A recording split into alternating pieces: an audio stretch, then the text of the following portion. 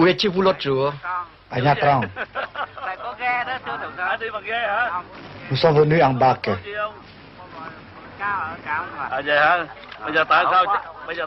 Pourquoi êtes-vous venu jusqu'ici? Je viens ici exprès pour applaudir le président. Sa Huyn, petit port du centre Vietnam. Occupé par les communistes au moment du cessez-le-feu, le village a été libéré par les fusiliers marins après du dur combat. Quel pourcentage de dégâts? Dans les 70%. Il faudrait donner dans les 30 000 piastres par tête.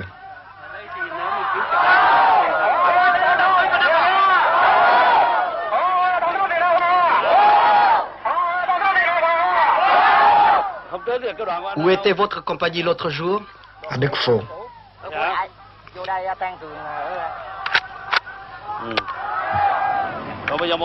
Quels sont les effectifs restants? Dans ma compagnie, 7 personnes. Que désire la population? C'est de reconstruire et il compte beaucoup sur l'aide du président. Quel est le désir réel de chaque habitant? Des tôles et de l'argent. Parce que toutes les maisons ont été détruites par les bombardements communistes. Combien de maisons détruites? 95% à 100%.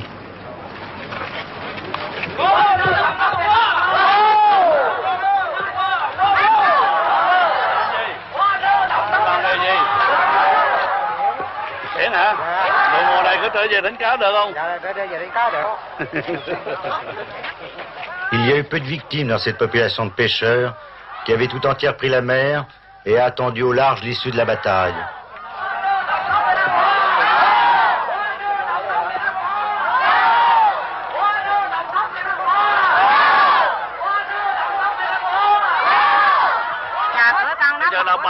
Maintenant, que désirent nos compatriotes? Nous demandons d'être habillés, nourris et que la situation redevienne ce qu'elle était auparavant.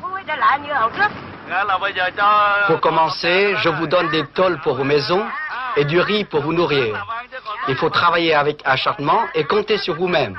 Et je vous promets d'assurer votre sécurité.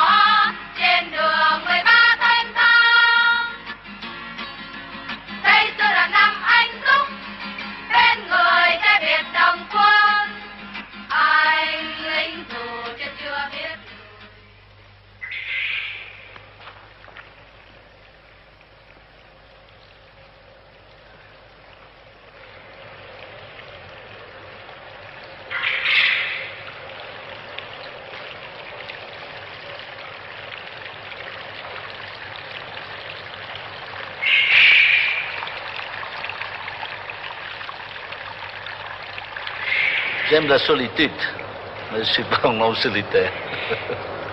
Dans ce sens que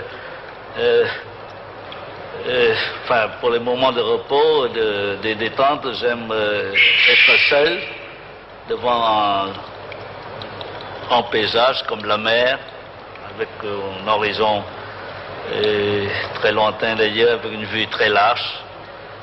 C'est pour moi une source de méditation parce que j'ai passé toute mon enfance dans mon village et puis ma maison est tournée vers la mer et puis partout je vois la mer, les lagunes et puis les montagnes. Il ne faut pas perdre cette habitude-là. C'est pourquoi j'ai passé presque tous mes week-ends là où il y a un peu de mer, ou chez mon village natal, ou dans une île quelconque, ou au Cap Saint-Jacques.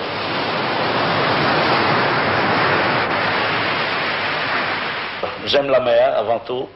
Je voudrais continuer la carrière de mon grand-père et de mon père.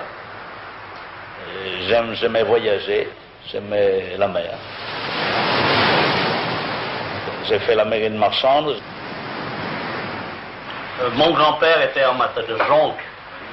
Alors il commandait des flottes de 10 jonques, de 12 jonques pour transporter du Nurmam de Phan jusqu'à Saigon et dans toutes les provinces du sud de Saigon. Et des fois, elle est allée jusqu'à Singapour pour acheter des tissus, des étoffes, des dattiers, puis elle est allée parfois jusqu'au plus au nord de Hue, de Toural, c'est comme ça. Dans le temps, c'était des jonques, des grosses jonques. Et il est plus fort en navigation que moi. Et j'ai dû lui demander des fois des conseils sur la navigation astronomique, même avec les livres que j'ai appris. C'est la pratique qui compte. Il pouvait prédire les orages. Un homme du large qui se sent à l'étroit entre les murs de sa résidence officielle. Je ne m'assois jamais dans mon bureau pour plus d'une heure. Je marchais tout le temps et puis je m'assois là. Pour ne pas me tenir pendant 1 ou 2 heures, exception faite des réunions des conseils des ministres. Mais si j'avais la liberté de travailler comme eux, j'ai plusieurs bureaux dans ce palais. J'ai plusieurs bureaux. Vous êtes comme Napoléon qui ne pouvait pas rester en place. Excusez-moi, mais le moment où je donne le plus d'ordre, c'est le matin quand je fais la toilette. Alors j'ai un interphone, alors là, c'est... Oui, quand je me peigne, quand je me rase, ça, c'est dans les ordres.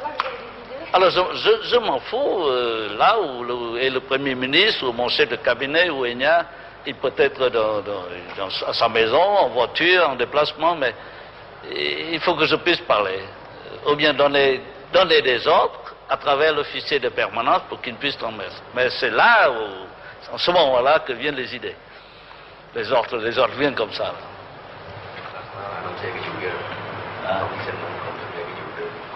Levé très tôt, Thieu prend chaque fois qu'il le peut son petit déjeuner avec son épouse. Un des rares moments de la journée où ils se retrouvent ensemble. Mais il apporte ses dossiers avec lui. Il faut démentir les bruits qui courent et examiner de près cette affaire pour que nous ne soyons pas accusés par les Américains de ne pas libérer les prisonniers. De notre côté, nous avons libéré plus du quart de ce qui était prévu. Mais les communistes continuent à nous accuser de ne pas vouloir respecter l'accord. Nous avons demandé la libération de 31 000 prisonniers. Ils n'en ont libéré qu'un peu plus de 4 000.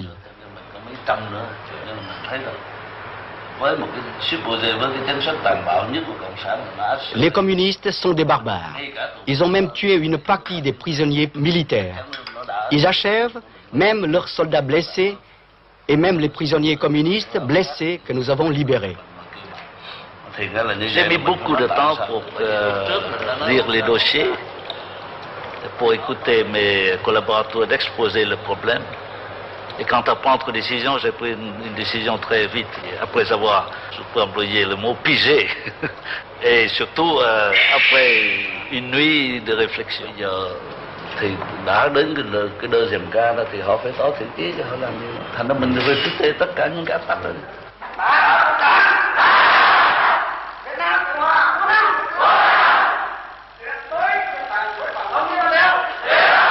Vive le président Nguyen Van Thieu.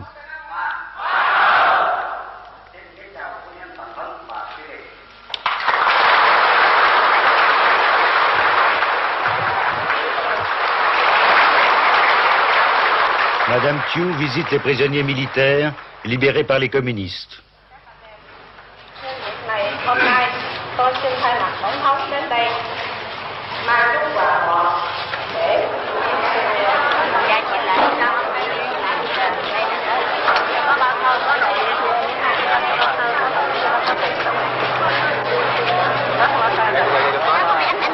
Dạ còn ở đó thì giờ ở đó là bắt được.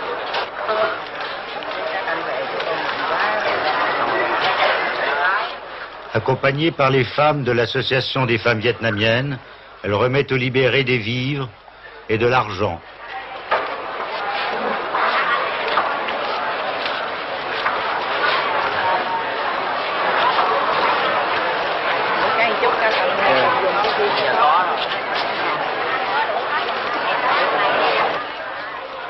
et un message du président.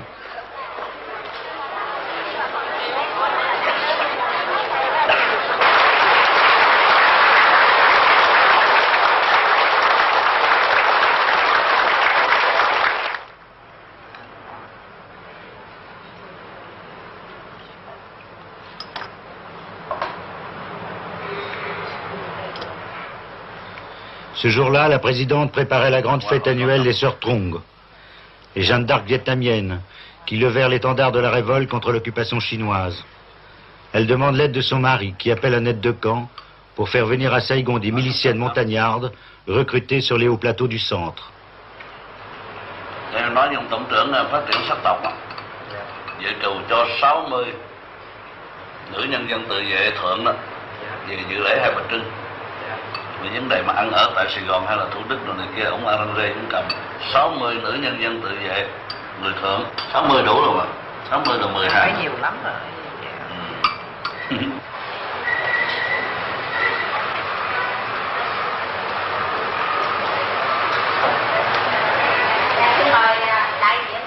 Madame Thieu préside l'association des femmes vietnamiennes. Elle s'occupe de cette fête des Sœurs Trong, qui est la grande journée des femmes au Vietnam. Kính thưa phu nhân tổng thống, kính thưa bà thủ tướng, kính thưa tất cả quý bà, quý chị. Hôm nay, chị em chúng tôi trong Hội Phụ nữ Việt Nam Phụ sự xã hội hết sức cảm ơn quý bà, quý chị đã vui lòng đến họp đông đủ. Un colonel précise l'ordre des cérémonies.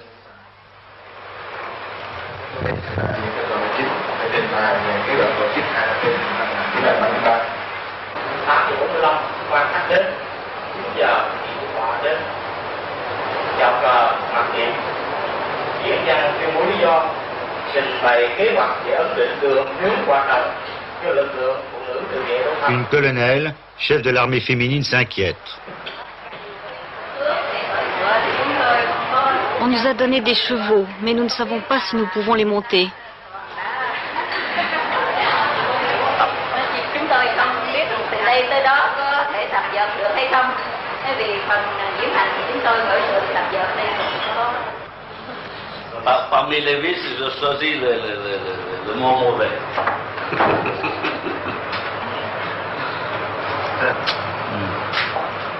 Nous permettez-vous de nous entretenir avec la présidente? Sans moi. D'accord, vous allez là. Quand ça sera mieux si vous n'êtes pas là.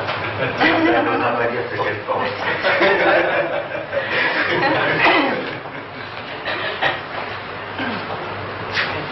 Il n'y a pas de secret entre femme et mari, surtout entre ma femme et moi. Très bien.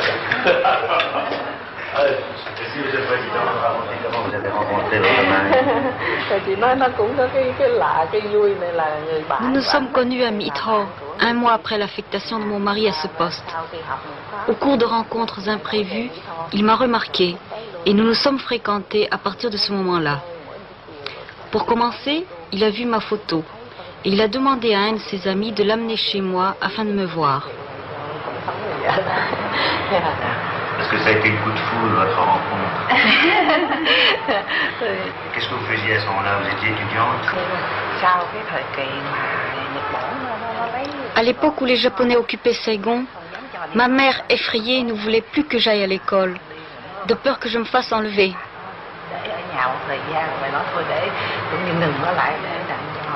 C'était un réflexe de vieille dame, mais il fallait que je poursuive jusqu'à la fin mes études secondaires.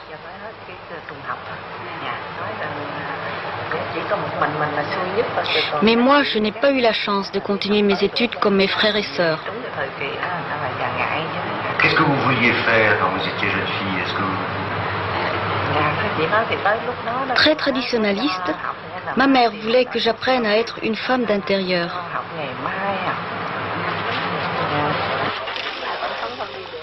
Un grand nombre de prisonniers libérés par les communistes sont dans un état physique effrayant. Madame Thieu, accompagnée de sa fille, va les visiter à l'hôpital.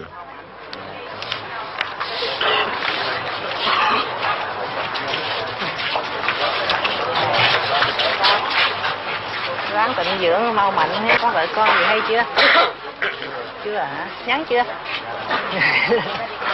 Ah, vous êtes célibataire? Essayez de vous marier à votre sortie de l'hôpital. Je suis sûre que vous aurez beaucoup de succès.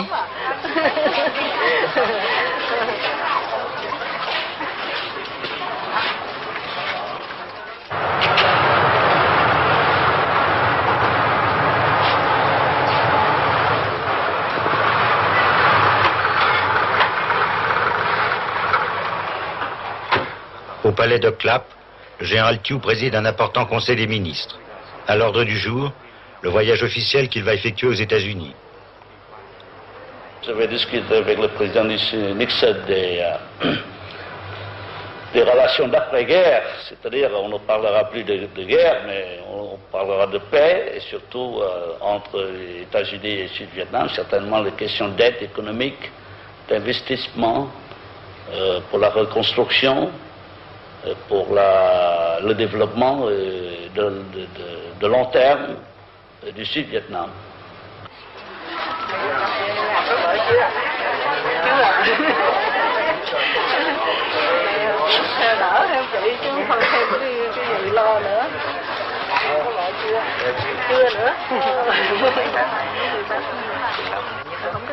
Avez-vous été bien soigné dans les camps de prisonniers? Non, je n'ai reçu aucun soin. Quand avez-vous été capturé? Depuis le 7 avril 72. Tắm nước biển, đi tắm nước biển hết. Trong bác sĩ cho đi biển rồi tắm hết là.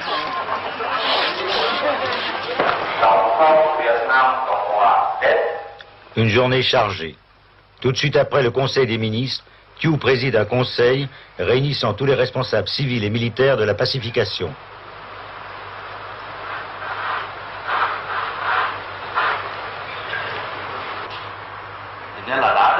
Nous entamons notre plan de pacification de l'année 1973.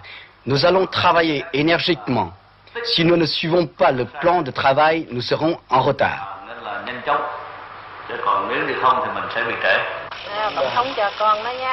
N'ayez pas peur.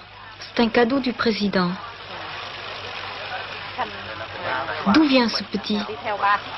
Il a été capturé avec son père. Maintenant, vous allez l'envoyer chez les sœurs. Mettez votre fils chez les sœurs. Lorsque vous serez libéré, vous irez le chercher.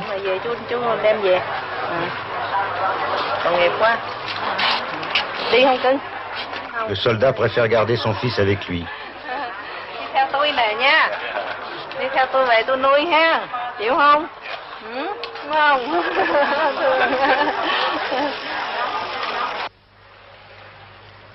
Le président aime à se retirer dans ce petit jardin pour étudier au calme les dossiers de l'État.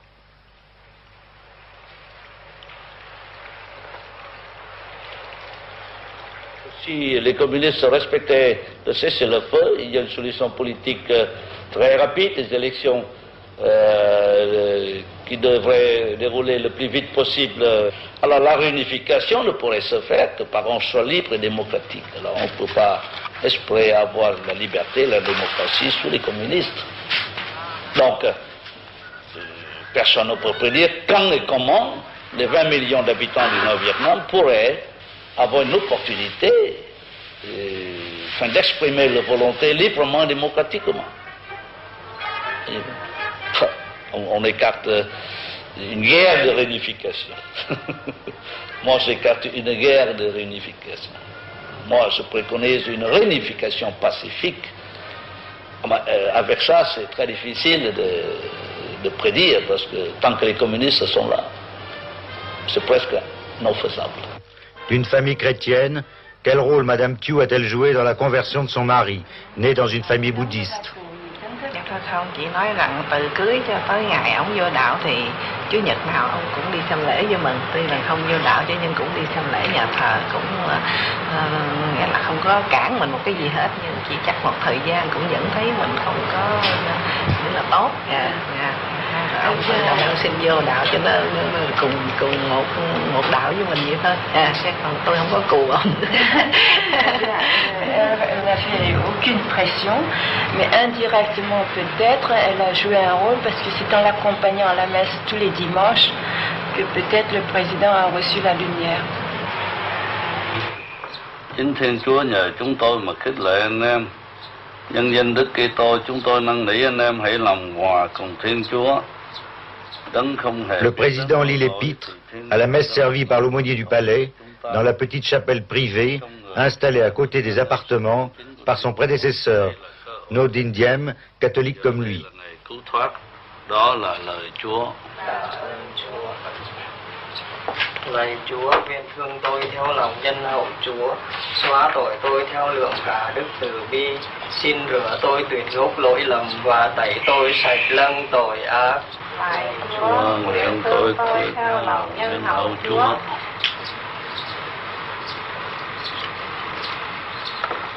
Très pratiquant, Thiou assiste ici à la messe chaque dimanche, en compagnie de son épouse et des quelques serviteurs catholiques du palais.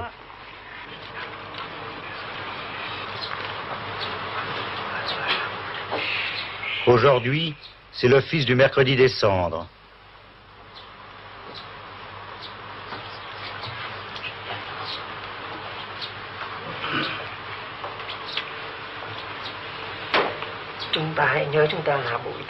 Ô homme, souviens-toi que tu es poussière et que tu retourneras en poussière.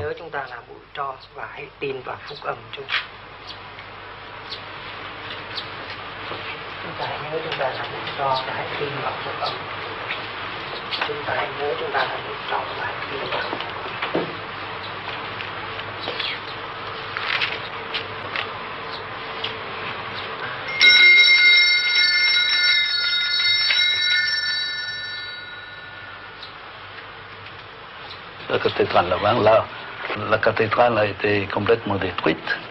Il y a bien longtemps, quand les catholiques ont été persécutés par les rois Tuduc et de la cour d'Annam. Et on appelle ça l'avant. L'avant, c'est crier très haut, l'avant. Alors on appelle ça parce que tous les catholiques s'étaient réfugiés là, au milieu des bêtes féroces. La mère est apparue, la Sainte Mère est apparue pour consoler. On appelle la mère de l'avant. L'avant, c'est parce que les catholiques, les fidèles ont crié trop haut que ça vient jusqu'à Notre-Dame et puis il apparaît pour consoler. Moi-même, j'ai prié l'autre dame de l'avant pour vous donner un garçon. Mais ça, c'est le jour de la reprise de Conquête. Oui, 2 jours après. C'est exactement le 19 septembre, ça doit terminer les 3 mois de contre-offensive pour reprendre Contrée. Le 20, j'étais venu là. Et j'étais allé à Contrée même, dans Contrée même, au milieu des détonations de l'artillerie ennemie. Et ce jour-là, vous aviez donné l'ordre à tout le Vietnam de pavoiser. Oui, de pavoiser, de célébrer les messes pour toutes les religions. Dans les pagodes, les églises. Dans les pagodes, les églises, les maisons communales, de toutes les religions, de toutes les croyances, sans distinction. Et vous avez assisté à la messe, là, ou bien? Non, j'ai vu le majolier, oui, tout ça. Alors maintenant, j'ai ramené ce bois-là, toute cette charpente pour faire ici, mais c'est pas encore fini. C'est pas encore fini. Vous allez reconstruire la cathédrale de Quang Tri? Je crois que oui. Ça, certainement, c'est pas le gouvernement, mais les catholiques.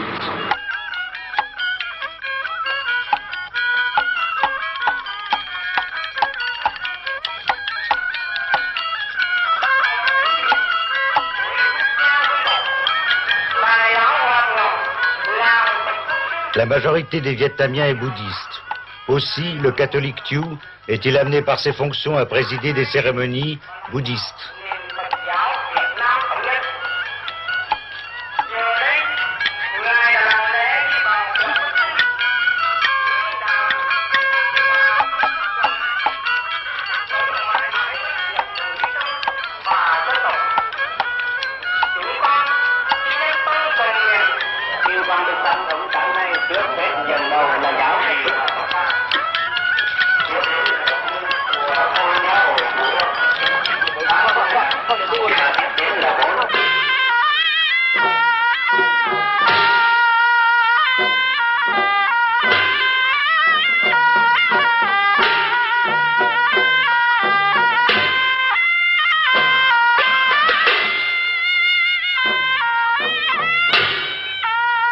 Signe que la paix est en marche, ou d'un retour à la tradition, pour la première fois depuis l'abdication de Bao Dai, il y a 28 ans, les musiciens ont revêtu les anciens costumes impériaux pour accompagner à huée les cendres de Tik Trikiet, vénérable de la pagode An Quan, un des plus grands bonzes du Vietnam.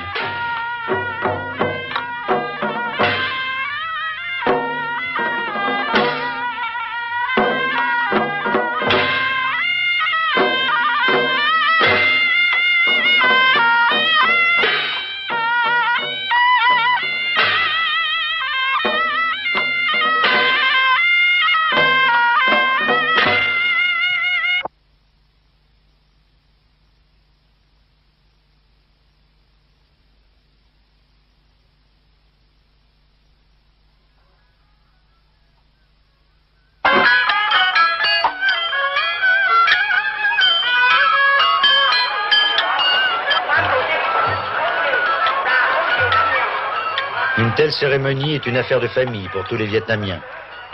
Le général Minh, celui qu'on appelle le Gros Minh, ancien chef du général Thieu, qui s'oppose aujourd'hui au président de la République, est venu rendre un dernier hommage au vénérable.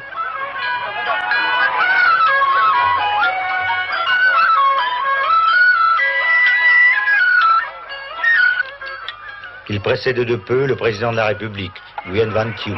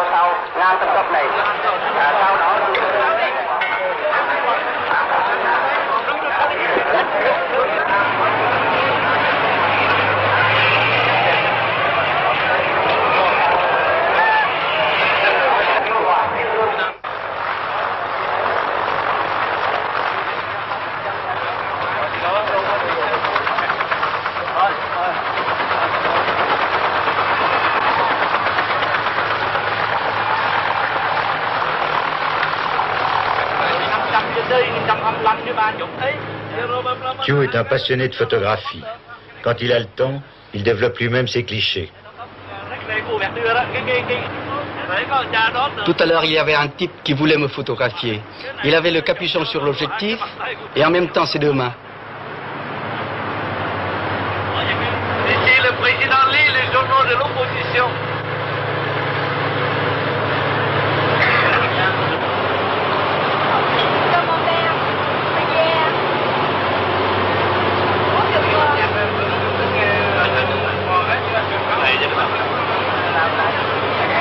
Quand j'étais en tournée, je parlais avec les pêcheurs, avec les ménagères, les vieillards, les jeunes, les petits écoliers, les jeunes filles, ils me saluent comme ça, dès que les tontons est très beau, je m'arrête là, les tontons est vieux aujourd'hui, je m'arrête, et il y a plus de cheveux blancs cette année-ci, je m'arrête pour leur parler.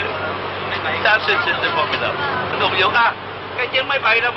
Pour sa première visite officielle aux États-Unis, Thieu a fait acheter un Boeing par Air Vietnam. Écoutez, on va appeler l'avion présidentiel Peaceful Cooperation. Coopération et pas collaboration.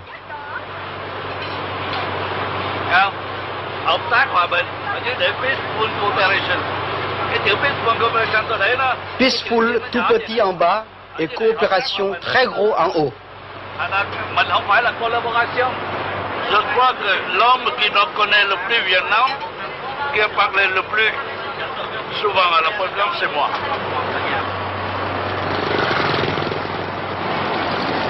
Je n'aime pas le palais. Même dans le palais, je bouge tout le temps. Ce palais a été construit par son prédécesseur, Ngo Dinh Diem, sur les plans d'un architecte vietnamien Grand Prix de Rome. Thieu s'en échappe chaque fois qu'il le peut, empruntant un des 3 hélicoptères qui stationnent en permanence sur la pelouse. Homme du grand air, il aime se rendre sur le terrain, constater par lui-même comment se passent les choses.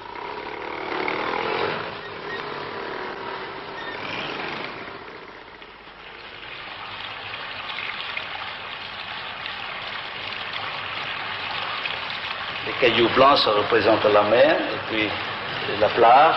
Alors ça, en caractère chinois, c'est Tong. Tong, c'est le cœur. C'est le cœur. Alors comme le palais a la forme de ce caractère chinois, il faut compléter là ça, c'est fidélité. Dans les maisons vietnamiennes, là où il est possible de le faire, certainement, surtout dans les générations de mon père et de nos grands-pères, il y a toujours un petit jardin. Ce petit jardin, c'est le centre de la vie quotidienne pour Thiou et sa famille. Ses appartements sont disposés tout autour. Un bureau très propre aujourd'hui.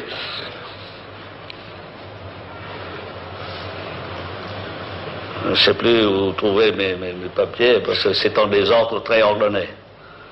Oui, c'est en désordre très ordonné, parce que je peux trouver n'importe quel papier, là où... Et tout ça. Allez. Moi, j'ai l'habitude d'avoir tous sous les yeux, sous les mains.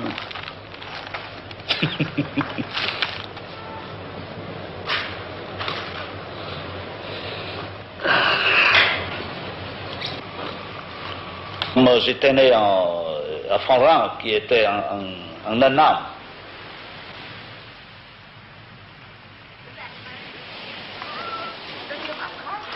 Il y a ma sœur, mon beau-frère.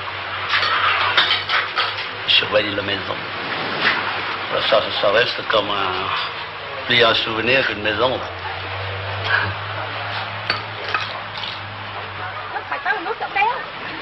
Et je fais le marché, je faisais le marché dans ces villages, 2 fois par jour pour ma sœur. Voyez-vous, c'était comme ça là. Hein? Le pont existait seulement il y a 4 années, 5 années, depuis le programme de pacification. C'est pourquoi on appelait le pont de M. Thiou. Mais d'ici, de cette montagne, j'ai surveillé les batailles navales entre Américains et Japonais dans la mer qui est à peu près 5-6 km plus loin. Et mon village a été bombardé le premier par l'aviation américaine en 1945. Parce que c'est tout près de Cameron. Alors, la chasse japonaise et la chasse américaine engageaient une bataille dans le ciel, et puis quand ils veulent de charger les bombes, ils font ici. En 1945, tout le monde était dans la jeunesse. Dans la jeunesse sous le Bera Bao Dai, et après sous les Viet Cong, les Viet Minh. Enfin, je peux dire que l'empereur Bao Dai, il a laissé passer l'occasion.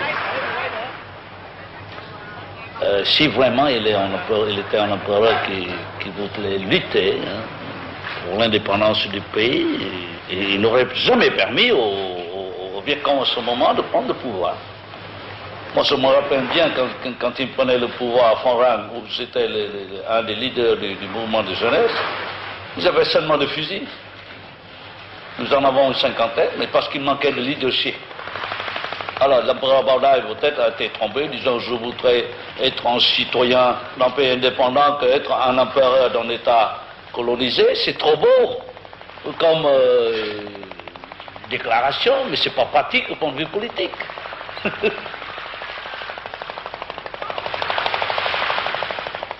Je travaillais en même temps qu'étudier, parce qu'en ce moment-là, j'étais dans une situation pécuniaire assez difficile. Je m'engageais à travailler dans la direction du lycée Hyacinthe. En même temps, je préparais mon baccalauréat.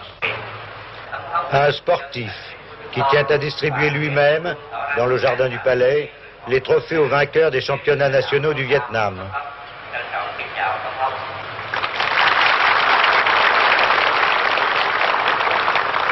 Lễ trao giải thưởng cho 5 lực sĩ trúng giải hạng nhất của 5 bộ môn sau đây: thủ quân đội túc cầu vô địch vận động hội quốc gia kỳ 6 ông Huỳnh Văn Chiến, Hội Hải quân; thủ quân đội bóng chuyền vô địch vận động hội quốc gia kỳ 6.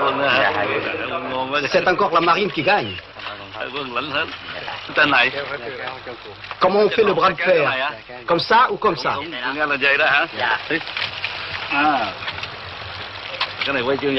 C'est la médaille d'or? On la met autour du cou? Anh mấy chục kilo.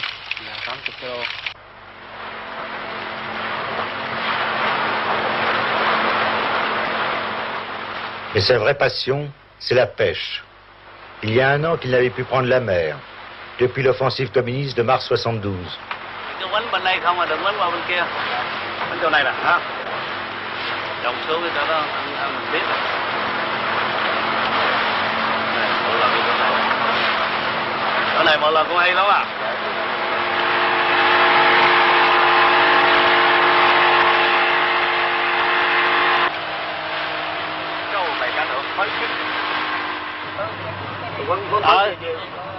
Thì quấn cái chính giữa lại để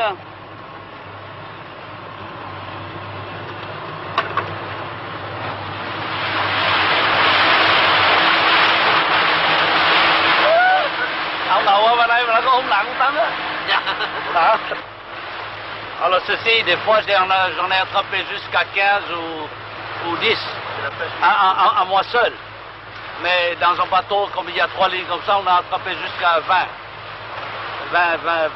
poissons comme ça. Et puis des poissons rouges. Ce jour-là, le président pêche au large de Conson, l'ancien bagne de Pulo Condor.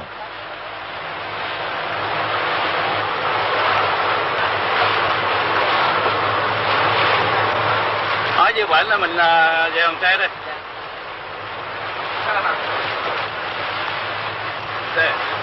Là, j'espère en avoir quelques autres parce que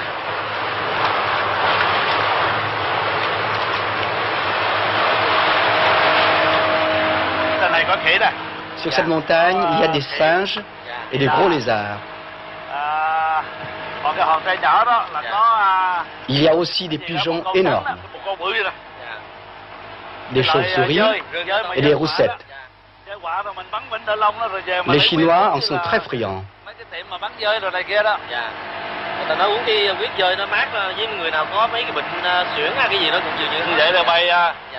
Il paraît que leur sang guérit l'asthme.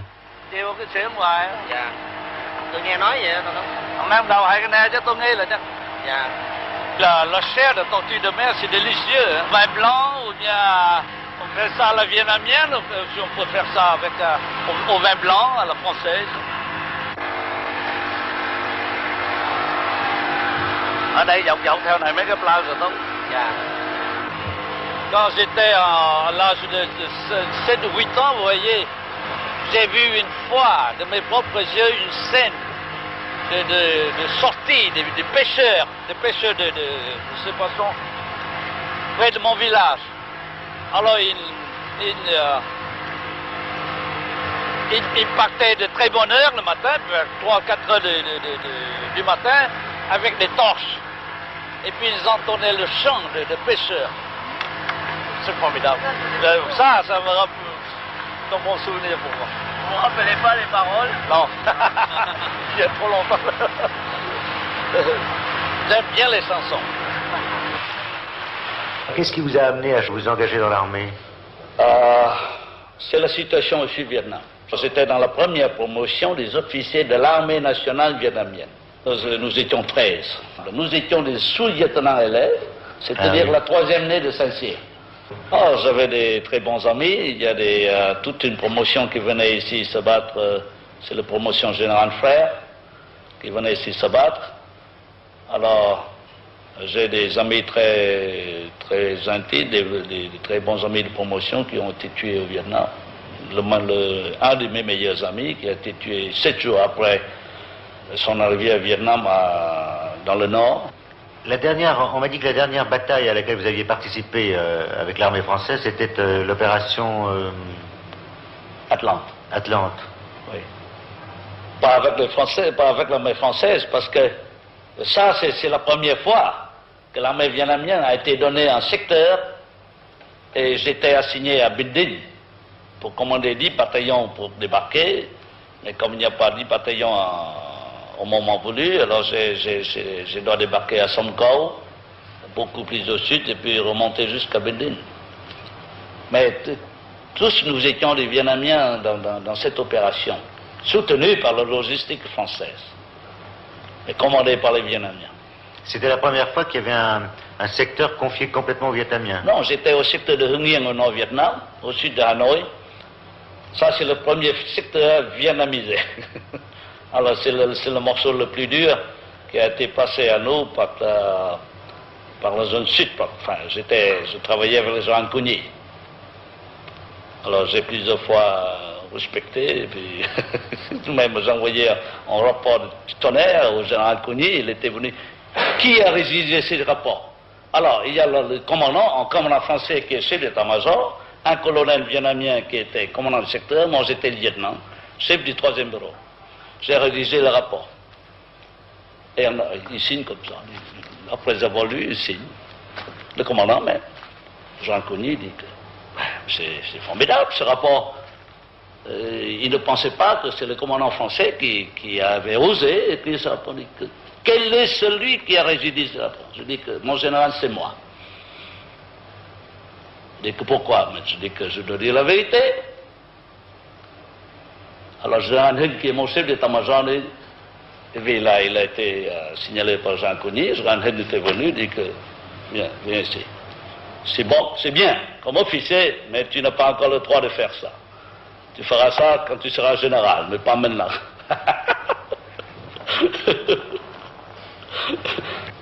Qu'est-ce que vous avez ressenti au moment de la chute de Dien Bien Phu? J'étais en ce moment-là le lieutenant-colonel à Samkow. Tout le monde, officier vietnamien comme français, était très triste parce que ça c'est...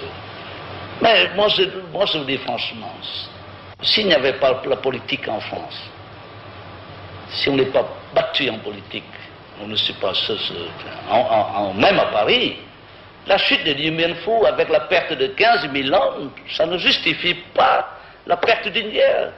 Et la chute de Dien Bien Phu, en comparaison avec la chute de Contry, de Kon Tum, de Binh Dinh, qu'est-ce que c'est? Et 15 000 hommes par rapport à 180 000 Français, c'est même pas un dixième de l'armée, plus 120 000 Vietnamiens. On peut toujours continuer la guerre si on en avait les moyens. C'est juste qu'on a dit qu'on a perdu la guerre à Paris, mais pas en Indochine. Dien Bien Phu, mais si on croit qu'on ne même pas pouvoir retrouver sur la carte, c'est un nom tout à fait inconnu.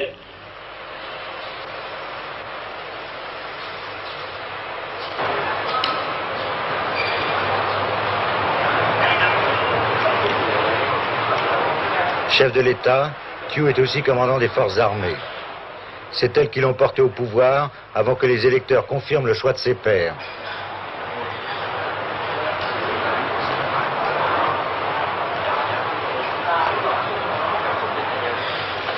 Au Conseil des généraux, réunis au palais, Thieu déclare: la paix ne doit pas nous endormir. Restez vigilants.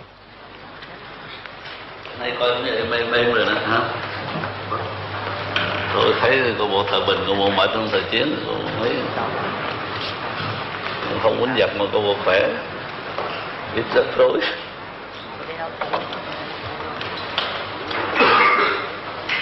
Dès le début de 68, Van Nguyen Giáp a fait une erreur très grave et il a recommencé cette erreur en 72.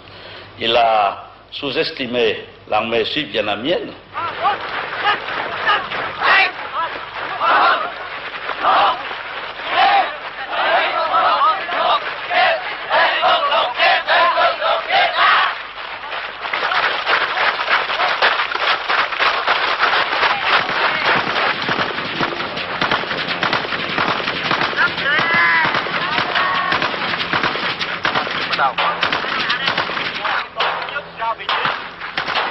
Il a sous-estimé aussi l'armée américaine et il croyait que tout devrait se passer au Vietnam en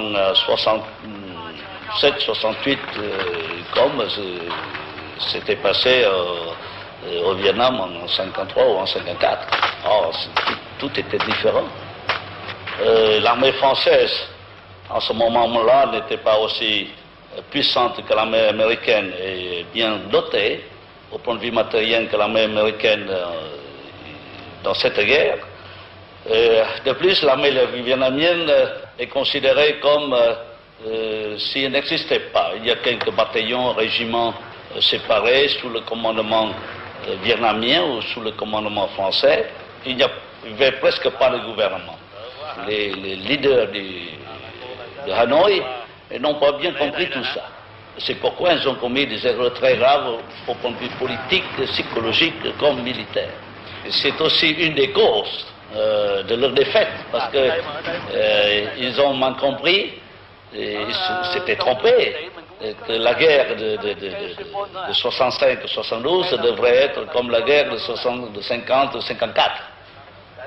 Đại bác lớn mà cái đồ này là nó ít, nhưng mà cái đồ này xài bằng điện á, nó nhấn chỗ này nè, cái này nè. Thiou examine les armes prises à Sawin.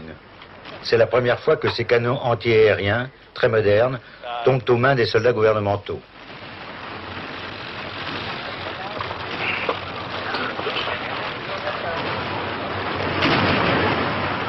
Cái này cái tay này. Có ông dầu không? Nên là mình tổ chức cách cho nó thông minh, cái thao tốt mà cho nó. Không thấy cái cờ xí mình xin mấy cái chốc trên tàu. Tốt ở trên kia là hả? Tốt ở trên đó mà cũng có.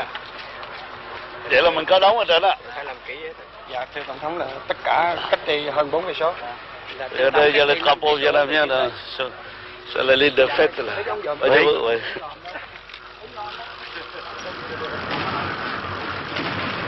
C'est ça. Sinon, ils auraient tenté également le...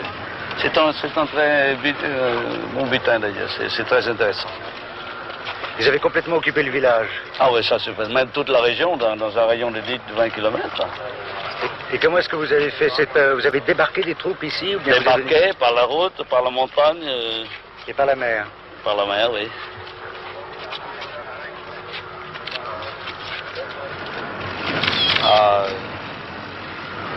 Còn ở đây bên này, cái này để Vương Quân hả? Tại nó dòm xuống tôi rồi kia, cho nên nó còn ngắn. Dạ, thế đây địa phương quân ạ, tiểu đoàn 118.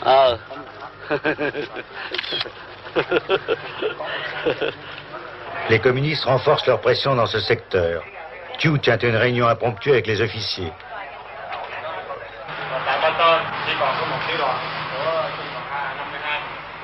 Le colonel explique qu'il reste un bataillon du régiment 52 dans le secteur. Ils ont fait 3 prisonniers qui ont permis de l'identifier.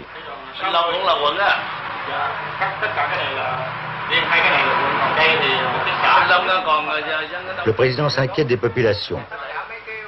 Elles regagnent les villages, lui dit-on. Les Abanteux, elles ont été attaquées. Dân Ba Tơ thì một mớ vừa ra ngoài tỉnh Tổng thống và một mớ về Gia Vực. Gia Vực. Von Mirzap, il pensait qu'il pourrait continuer à faire le Napoléon de 72, comme il était le Napoléon vietnamien de 53-54. Ở đây bao nhiêu cảnh sát à? Cả quận này bao nhiêu?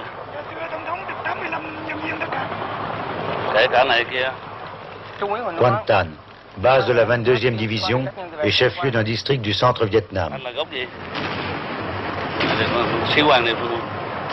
Cái đầu với trụ sở cảnh sát giải chiến, hay là ba Bình Định. Này bao nhiêu cảnh sát giải chiến? 20 ans de carrière militaire ont appris à Thiou que rien ne valait l'étude personnelle du terrain et le contact direct. Ở đây mấy đoàn? Từ cái hôm mà lấy lại tới giờ lên mấy đoàn? Dạ 5 xã, lấy được 5 xã là 5 xã đoàn, và có 5 xã đoàn. Dạ. C'est ce qu'il a fait pendant l'offensive de 72. Tombant d'hélicoptère dans Kon Tum et An Loc encerclés, inspectant lui-même les positions avancées à Quang Tri, au nord de Hue.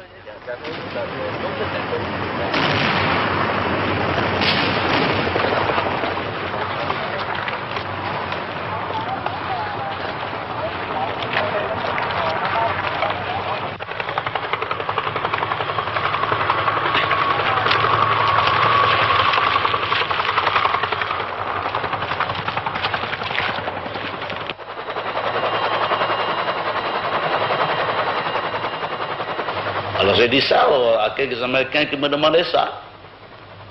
Et qu'on s'attendait à ce que vous pouvez terminer cette guerre dans 3 mois avec votre massive aviation. Alors c'était au contraire le gradualisme qui prévaut dans la politique de la guerre. Alors, on ne peut pas faire une guerre avec gradualisme.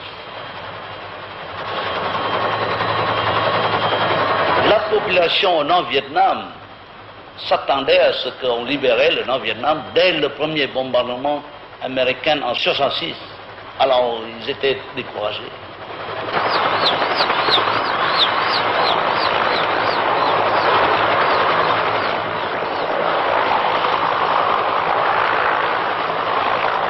Si j'avais tous les moyens nécessaires, j'aurais cassé le corps de bataille de Zap, même au Laos, en 71. Vous n'aviez pas suffisamment de moyens à l'époque? Pas suffisamment de moyens. La logistique était très difficile, très loin. Et les Américains ne voulaient pas s'engager totalement dans cette bataille. Vous connaissez le général Giap, personnellement? Non, j'ai entendu parler de lui. J'ai entendu parler de lui comme un professeur d'histoire dans un collège, au collège Zalong à Hanoï, quand j'étais encore collégien.